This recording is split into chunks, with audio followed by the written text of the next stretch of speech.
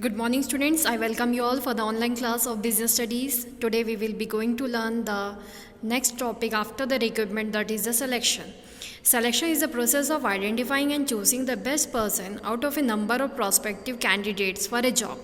Toward this purpose, the candidates are required to take a series of employment tests and interviews. So, in short, if we will say, after recruitment, in which process the applicant who want to get the vacant job position are applying their invitations, we will do selection according to the matching of job. It means we will relate their qualification and education to the related job, whether they are capable or not. That process is known as selection. So it is the process of identifying and choosing the best person out of a number of prospective candidates for a job. Each stage many are eliminated and a few move on to the next stage, and because of that this is also called as negative process. The process may start right from the screening of the applications. It may continue even after the offer of employment, acceptance and joining of the candidate. It is so because the process of selection, like any other managerial decision, involves judgment about the performance potential of the candidate. The effectiveness of the selection process would ultimately be tested in terms of on the job of the chosen person. Next, we will be going to learn is the process of selection. The important steps in the process of selection are as follows. The very first, preliminary screening. I am again repeating, the word is preliminary screening. In this process of selection, we start the initial step of selection. That's why it is known as preliminary. Beginning step of screening the applicants' data. Preliminary screening helps the manager eliminate unqualified or unfit job seekers based on the information supplied in the application forms. Preliminary interviews help reject misfits for reasons which does not appear in the application forms. Second is the selection test. An employment test is a mechanism, either a paper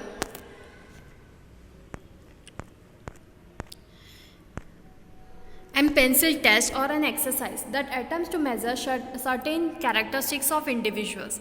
These characteristics range from aptitudes such as manual dexterity to intelligence of personality.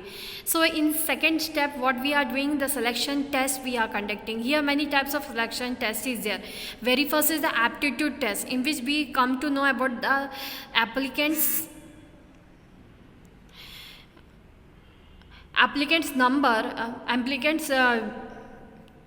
intelligence and the aptitude of the person, whether he is having a positive or negative attitude towards the organization. That test is known as aptitude test. So various types of tests are there. Let us see one by one all the tests which will be selecting our right person for the right job. Important tests used for selection of employees. Intelligence test. This is one of the important psychological tests used to measure the level of intelligence quotient of an individual.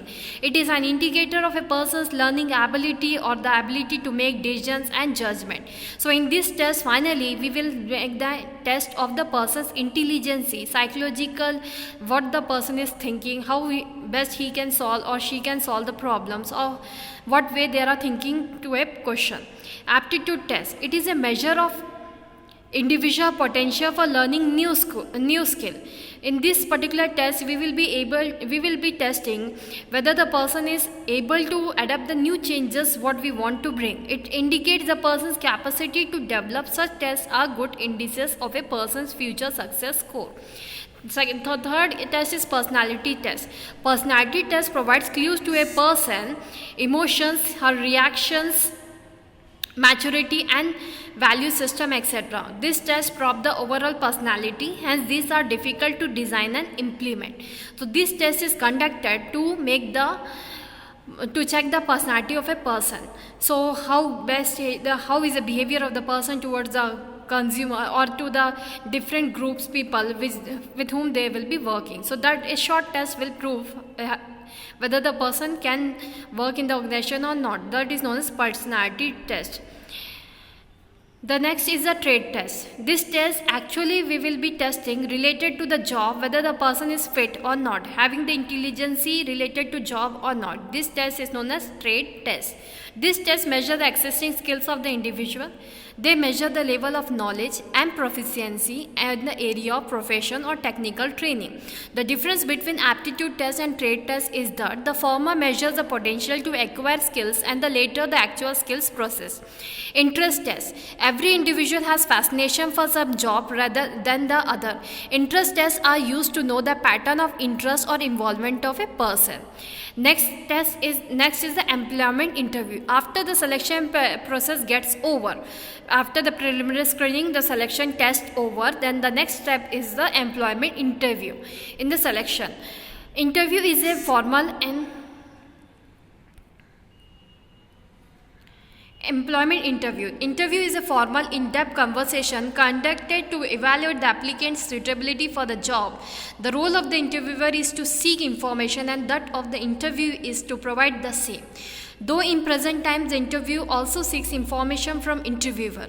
So that is known as employment interview, where the selected candidates, not fully selected, the test who will be finally passed, that people we will call for the interview, so that face-to-face conversation will be there and we can come to know actually the person. That is known as employment interview. In this, it is a formal test in which conversation conducted to evaluate the applicant's suitability for the job. Next is reference and background check. After the person get finally selected in the interview, we will make a check of the background and reference of the person. Maybe the person was working in some another organization. We will be making a background check in that organization, how he was and how he was giving his result to the employers. Many employers request name, address and telephone numbers of references for the selected candidate just because of to know, verify information and gaining additional information on an applicant. Previous employers, known persons, teachers and university professors can act as references. So the next process is selection decision. The final decision has to be made from among the candidates who pass the test, interviews and reference checks. The views of the concerned manager will be generally considered in the final selection because it is she who is responsible for the performance of the new employee. So that test is known as selection decision. So finally decision is taken, whatever candidates were selected, whether they will be best for the job or not. So that will be conducted. A mere scenario will be made of the persons who were selected, and now the best will be selected among them. So for that selection decision will be taken. Medical examination. After finally the person gets selected, now his or her medical checkup will be done. Most of the organization does it by themselves, and most of the organizations send the candidates to some related healthcare centers. After the selection decision and before the job offer is made, the candidate is required to undergo a medical fitness test. The job offer is given to the candidate being declared fit after the medical examination. Job offer. The next step in the selection process is job offer to those applicants who have passed all the previous hurdles. Job offer is made through a letter of appointment, confirmation letter also it is said. Appointment letter is also known as confirmation letter. Such a letter generally contains a date by which the appointee must report on duty. The appointee must be given reasonable time for reporting, and the appointee on the date of appointment must bring that appointment letter and hand over that to the in charge. Contract of employment. After the job offer has been made and candidate accept the offer, certain document need to be executed by the employer and the candidate. One such document is the attestation form. This form contains certain vital details about the candidate which are authenticated and attested by him or her. Attestation form will be a valid record for future reference. There is also a need for preparing a contract of employment. Basic information that should be included in a written contract of employment will vary according to the levels of the job, but the following checklist set out the typical headings, that is a job title, duties, responsibilities, date when continuous employment starts, and the basic for calculating service, rate of pay, allowances, hours of work, leave rules, sickness, grievance procedure, disciplinary procedure, work rules, termination of employment. So all the bylaws are there in the contract of employment. That will be very good for both the employer as well as employee, because both will be able to understand in difficult times to each other according to the terms and agreement made in the at the time of joining in the contract of employment. So that was the process known as selection. So first was the recruitment, where we invite the public for the vacant job position. Second process is selection, where we will select the best person for the right job. The third step is the training and development. Someone has rightly said, if you wish to plan for a year, sow seeds. If you wish to plan for 10 years, plant trees. If you wish to plan for a lifetime, develop the people. So basic the thing is, human beings are the very important assets of the organization. For the development of the whole organization, their development is needed, and for their development and upliftment, training and development of human beings are required. Training and development is an attempt to improve the current or future employee performance by increasing an employee's ability to perform through learning, usually by changing the employee's attitude or increasing his or her skills and knowledge. Need of training and development. When jobs were simple, easy to learn, and influenced to only a small degree by technological changes, there was little need for employees to upgrade or alter their skills. But the rapid changes taking place during the last quarter century in our highly sophisticated and complex society have created increased pressure for organizations to readapt to the products and services produced, the manner in which products and services are produced and offered, the types of jobs are required, and the types of skills necessary to complete these jobs. Thus, as jobs have become more complex, the importance of employee training has increased. Training and development help both the organization and the individuals. So, benefits to the organization about the training. The benefit of training and development to an organization are as follows.